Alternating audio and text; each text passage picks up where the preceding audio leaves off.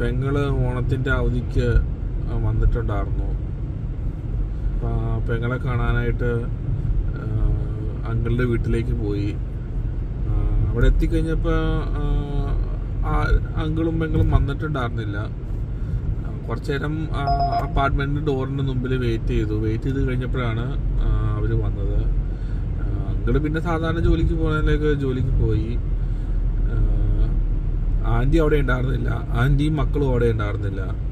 അപ്പം ചില സമയത്തൊക്കെ ഞാനും പെങ്ങളും കൂടെ നടക്കാനൊക്കെ ഇങ്ങനെ ചില കടകളിലൊക്കെ ഇങ്ങനെ പോകും.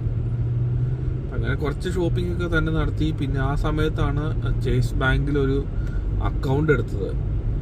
അപ്പോൾ ഞാൻ വിചാരിച്ചു പെങ്ങൾക്കൊരു അക്കൗണ്ട് ഉണ്ടായിക്കോട്ടെ, അമേരിക്കയിലെ ഒരു അക്കൗണ്ടും ATM കാർഡൊക്കെ ഉള്ളത് നല്ലതല്ലേ എന്നൊക്കെ വിചാരിച്ച് ഞാൻ ഒരു ജോയിൻ്റ് അക്കൗണ്ട് പോലെ ഒരു അക്കൗണ്ട് ഉണ്ടാക്കി. അങ്ങനെ ഒരു അക്കൗണ്ട് എടുത്തു. അതിനകത്ത് $20 എങ്ങാണ്ട് ഇട്ട് കൊടുത്തിട്ടുണ്ടായിരുന്നു. അധികം പൈസയൊന്നും ഉണ്ടായിരുന്നില്ല, എന്നാലും $20. അങ്കിളുടെ വീടിൻ്റെ മുമ്പിലൊരു ഭാഗത്ത് ഒരു ചേസ് ബാങ്ക് ഉണ്ടായിരുന്നു. ആ ഭാഗത്ത് ഒത്തിരി കടകളൊക്കെ ഉണ്ടായിരുന്നു.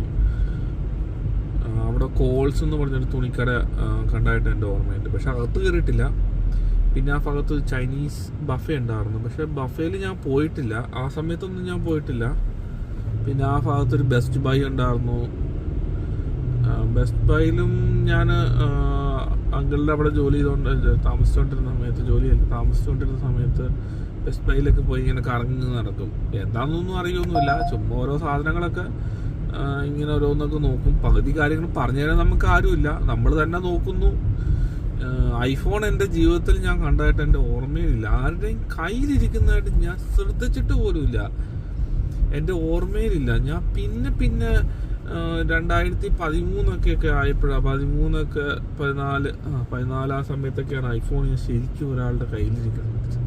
ബാക്കി ഏതോ ഒരു ഫോൺ ഇരിക്കുന്നു, പക്ഷെ ഒരാളുടെ കയ്യിലിരിക്കുന്ന ഫോൺ എന്ത് ഫോണാണെന്ന് നോക്കാനൊന്നും പറ്റി എനിക്കറിയില്ല. 2014 ആ സമയത്തൊക്കെയാണ് ആൾക്കാരുടെ കയ്യിൽ ഐഫോൺ ഇരിക്കുന്നത് ശ്രദ്ധിക്കുന്നത്. 2013 അവസാനം. അപ്പം ഇങ്ങനെ അവർ ഒരു പ്രത്യേക രീതിയിലുള്ള ഐഫോണിൻ്റെ ബെല്ലൊക്കെ ഇല്ല, ഇങ്ങനെ ഒരു പ്രത്യേക രീതിയിലുള്ളൊരു മണി ഉണ്ടായിരുന്നു അതിൻ്റെ അകത്ത്. അങ്ങനെയൊക്കെയാണ് ഐഫോൺ ആദ്യമായിട്ട് ശ്രദ്ധിക്കുന്നത്. ഞാനിപ്പോഴും ആൻഡ്രോയിഡാണ് ഞാൻ വാങ്ങിച്ചിട്ടുള്ളൂ. ഐഫോണൊന്നും നമ്മൾ അങ്ങോട്ട് നോക്കിയിട്ടേ ഇല്ല, അങ്ങനെ വാങ്ങിക്കാനും പോലും നോക്കിയിട്ടില്ല. ഞാനും പെങ്ങളും കൂടി ബസ് കയറി ഇങ്ങനെ വൈറ്റ് പ്ലെയിൻസ് എന്ന് പറഞ്ഞ സ്ഥലം ഉണ്ടായിരുന്നു. വൈറ്റ് പ്ലെയിൻസ് എന്ന് പറഞ്ഞ സ്ഥലത്ത് ബസ് കയറി ഇങ്ങനെ അവിടെ ഒരു ഷോപ്പിംഗ്, അവിടെ അവസാനത്തൊരു ബസ് സ്റ്റോപ്പ് ഉണ്ട്. അവിടെ ഒരു വൈറ്റ് പ്ലെയിൻസിൽ ഒരു മെയിൻ ബസ് സ്റ്റോപ്പ് ഉണ്ട്. ആ ബസ് സ്റ്റോപ്പിലേക്കാണ് ഈ ബസ് പോകുന്നത്, അതിൽ കൂടെ പോകുന്ന ബസ്. അതിനകത്ത് കയറി വൈറ്റ് പ്ലെയിൻസിൻ്റെ അവിടെ ചെന്നിട്ട് ഒരു വാൾമാർട്ട് ഉണ്ടായിരുന്നു. വാൾമാർട്ടിൽ കയറി ഇങ്ങനെ കുറച്ച് ഷോപ്പിംഗ് ഒക്കെ നടത്തി. വാൾമാർട്ടിൽ നിന്ന് ഒരു ഡിജിറ്റൽ ക്യാമറ വാങ്ങിച്ച എൻ്റെ ഓർമ്മയിലുണ്ട്. സാനിയോ എന്ന് പറഞ്ഞൊരു കമ്പനിയുടെയാണെന്ന് എനിക്ക് തോന്നുന്നത്. സാനിയോ തന്നെയാണ്.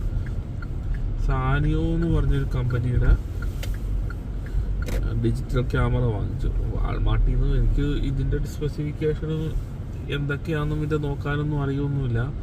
എന്നാലും ഒരു സാനിയോ ഓക്കെ, നല്ല ഫോണാണ്, നല്ല ക്യാമറ ആയിരിക്കും എന്ന് വിചാരിച്ചങ്ങ് വാങ്ങുന്നു. ആ ക്യാമറ പെങ്ങളുടെ കൈ കൊടുത്തു വിട്ടു. അതെവിടെ പോയിന്ന് പോലും എനിക്കറിയില്ല.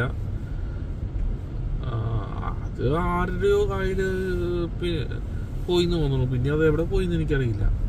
കുറച്ച് ഫോട്ടോയൊക്കെ എടുത്തായിരുന്നു. എന്നിട്ട് ഇങ്ങനെ എനിക്ക് ഇതൊക്കെ പുതിയൊരു സാധനമാണ്, നമുക്കൊന്നും അത്ര വലിയ പരിചയമൊന്നുമില്ല.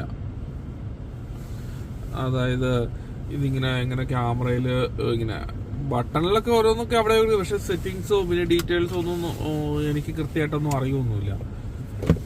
കുറച്ച് ഫോട്ടോയൊക്കെ എടുത്തു, ഇതിൻ്റെയൊക്കെ ഫോട്ടോ എടുത്തു. അത് കഴിഞ്ഞിട്ട് കുറച്ച് ലാപ്ടോപ്പിലേക്കൊക്കെ വരുത്തി. പിന്നെ ഒരു വാൾഗ്രീൻസ് എന്ന് പറഞ്ഞ കടയിൽ നിന്ന് വാൾഗ്രീൻസ് എന്ന് പറഞ്ഞ കടയിൽ നിന്ന് ഒരു മെമ്മറി കാർഡൊക്കെ വാങ്ങിച്ചതിൻ്റെ ഓർമ്മയിലുണ്ട്. അത് 16 GB എങ്ങാണ്ടൊക്കെയുള്ളൂ. അത് ഭയങ്കര എക്സ്പെൻസീവ് ആയിരുന്നു. ഈ മെമ്മറി കാർഡിനൊക്കെ അതിനകത്തിരുന്ന മെമ്മറി കാർഡൊക്കെ. പക്ഷെ അതൊന്നും അന്നൊക്കെ യൂട്ടിലൈസ് ചെയ്യാനായിട്ട് അറിയില്ല. ആ ക്യാമറയിൽ എടുത്ത ഫോട്ടോ ഇതൊന്നും എൻ്റെ കയ്യിലില്ല. ഇപ്പം പഴയ ലാപ്ടോപ്പിലെങ്ങാനും കിടക്കുന്നുണ്ടോ എന്ന് ചോദിച്ചു കഴിഞ്ഞാൽ എനിക്കറിയില്ല. ഇതൊന്നും സേവ് ചെയ്യാനൊന്നുള്ള അറിവില്ല. പിന്നെ ഓരോ ഫോട്ടോസൊക്കെ എടുക്കുവായിരുന്നെങ്കിൽ നല്ലതായിരുന്നു. ഇപ്പോഴൊക്കെ അത് കണ്ടാൽ കൊള്ളാമെന്നൊക്കെ തോന്നുന്നുണ്ട്. കാരണം പഴയ ഫോട്ടോസൊക്കെ ഞാനീ പറയുന്നത് 2009 കാര്യമാണ് പറയണത്. 2009 വാങ്ങിച്ച ക്യാമറയുടെ കാര്യം.